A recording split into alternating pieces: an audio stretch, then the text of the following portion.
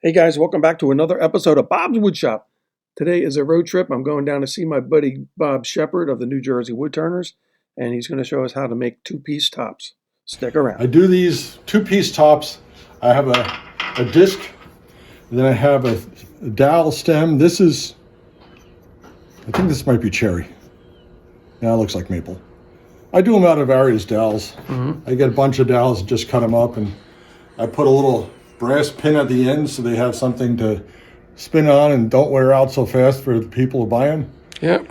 And then this is actually spectra ply which would have been too small, so I added some maple on the outside to give it a little bit bigger diameter. And then just put it on the lathe and go for it.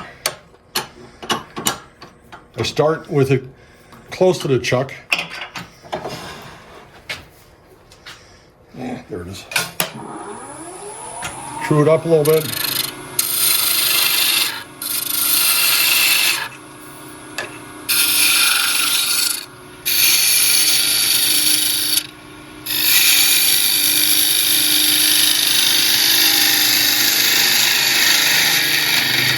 Can't make mistakes while I'm doing this now, can I?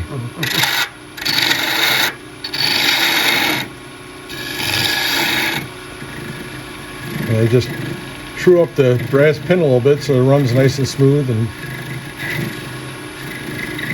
concentric or whatever it is. Yep. You can feel the vibration. When it stops vibrating, you know you're good.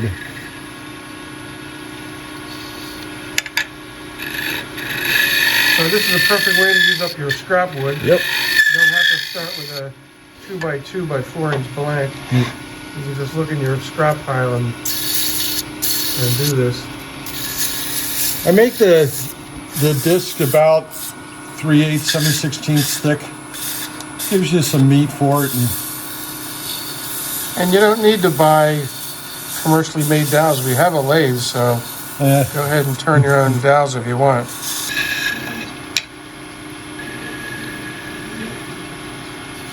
That's pretty good. Okay. So that's basically the bottom of the top done. If I had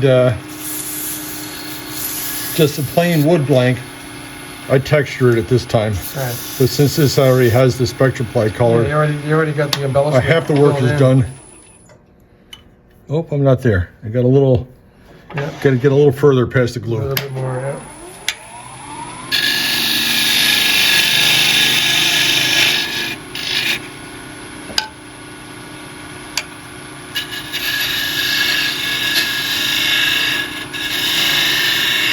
And I think with the metal tip, they tend to spin a little bit longer. Yeah, I think so. I think that's pretty good. Yep. A little more sanding.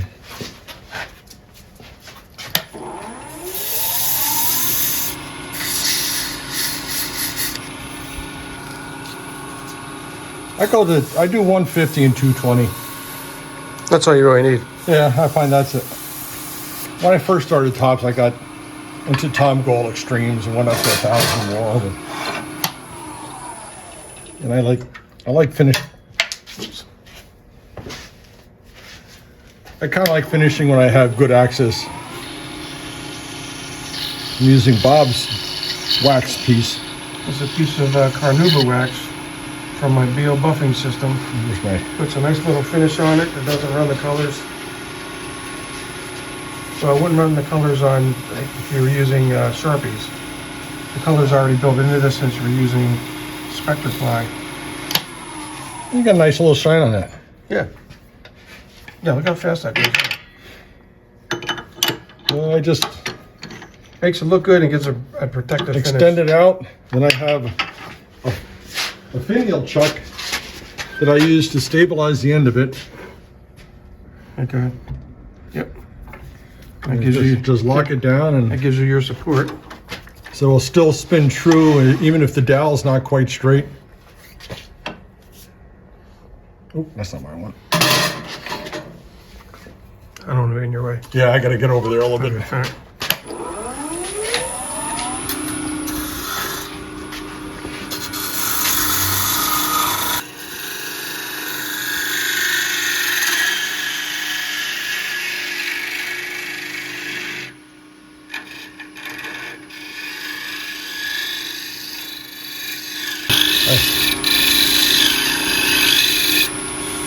screw it up a little bit with the side of the gouge. That's pretty nice.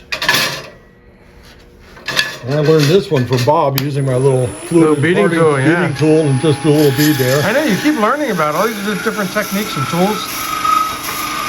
I did a couple of them where I just turned them with the skew. That's a lot faster and easier. Turning what part with the skew? The bead. The bead? Oh, yeah. I've done the little beads for just with the skew, but using this fluted parting tool is so much easier. Well, you can't go wrong with the beading tool, yeah. And then just make a nice gentle shape. I like to just relieve that corner so it's not square. Tom Gall, if you're watching this is what the skew is good for. Tom makes more of a kind of a triangular type bead. Tom doesn't like the skew. He uses, I'm pretty sure he uses a small spindle gouge.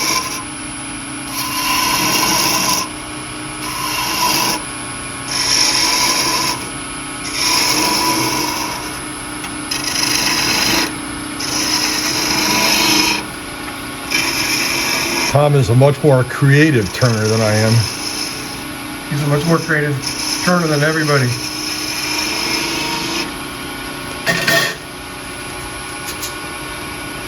There's some little, not quite smooth, but I could obsess about trying to turn them out, but it's just as easy to sand them out.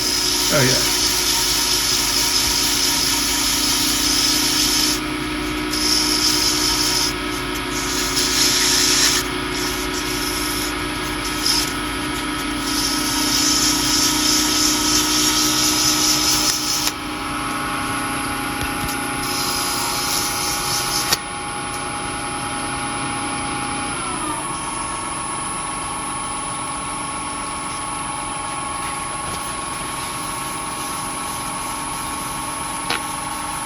So do a little bit of burnishing, polishing out a little bit. And just throw some color on there. Makes a beautiful, beautiful finish. A little groove in there.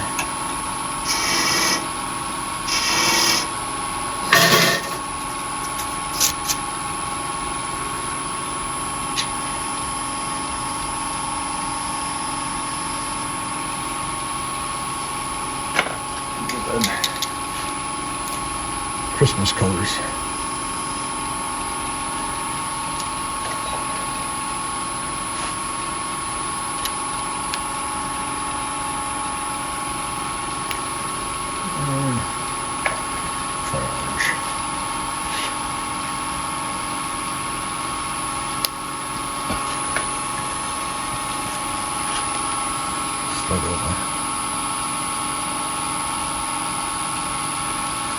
Again, I think that makes the wax makes a nice base for the, yeah, it does.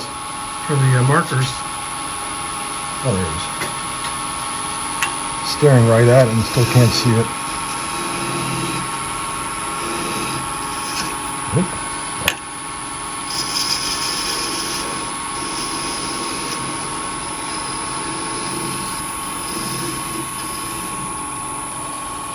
Ta-da!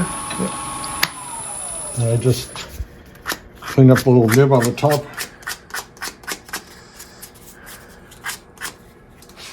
Let's see if it works. Another perfectly spinning top. This time from Bob Sheppard. Thanks, Bob. Yeah, you're welcome. Thanks, Bob Sheppard, for that little demo. We really appreciate it. Hey, you guys know the drill. If you like my content, please like, comment, and subscribe. Take it easy.